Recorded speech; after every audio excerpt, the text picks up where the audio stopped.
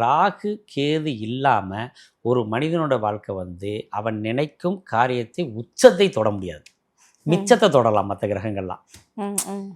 இப்போ சூரியன்னா நேர்மையாக இருக்கணும், டிப்டாப்பாக ட்ரெஸ் பண்ணணும், யாராவது வந்து வணக்கம் சொன்னால் வணக்கம் சொல்லுவார், அவ்வளோதான். அவரோட ஸ்டைல் வந்து நான் தலைமை பண்பில் இருக்கணும், அவ்வளோதான்.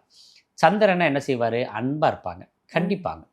செவ்வாய் என்ன நம்மனா நல்ல உடல் திடமாகவும் போராட்ட குணமும் போர்க்களத்தில் போய் வெற்றி பெறக்கூடிய தன்மைகள் அவன் இருக்கும். புதன் வலுவாக இருந்தால் அறிவு உண்டு, படிக்கிற அறிவு அவங்களுக்கு உண்டு. குரு நல்லா இருந்துச்சுன்னா நல்ல செல்வம் வளம் இருக்கும், நல்ல குணம் இருக்கும், நல்ல கோயிலெலாம் கட்டுவார், ஏன்னாங்க ஒரு கோயிலுக்கு நிர்வாகியாக இருப்பார். சுக்கிரன் வலுவாக இருந்தால் தான் நிறைய வீடு கட்ட முடியும், நல்ல மனைவி மக்கள்லாம் கிடைப்பாங்க, பெரிய செல்வந்தனாக இருக்க முடியும், அதாவது செல்வந்தனாக இருக்க முடியும். அதுக்கடுத்து சனி நல்லா இருந்துச்சுன்னா நல்ல உடல் திரகாத்திரமாகவும் நல்ல நீதிமானாக இருப்பான். நீதிபதி ஆகணும்னா சனி வேணும். அப்போ இவங்கள்லாம் இப்படி கேரக்டர், இவங்கெல்லாம் இதைத்தான் கொடுப்பாங்க. ஆனால் இது எல்லாத்தையும் ஒட்டுக்காக கொடுக்குறவர் யாருன்னு கேட்டிங்கன்னா ராகுவும் கேது தான். உச்சகட்ட இன்பம் சொல்கிறோம் இல்லையா, அது வந்து ராகுகிட்ட தான் இருக்குது. உச்சகட்ட ஞானம் யார்கிட்ட இருக்குன்னா கேதுகிட்ட தான் இருக்குது.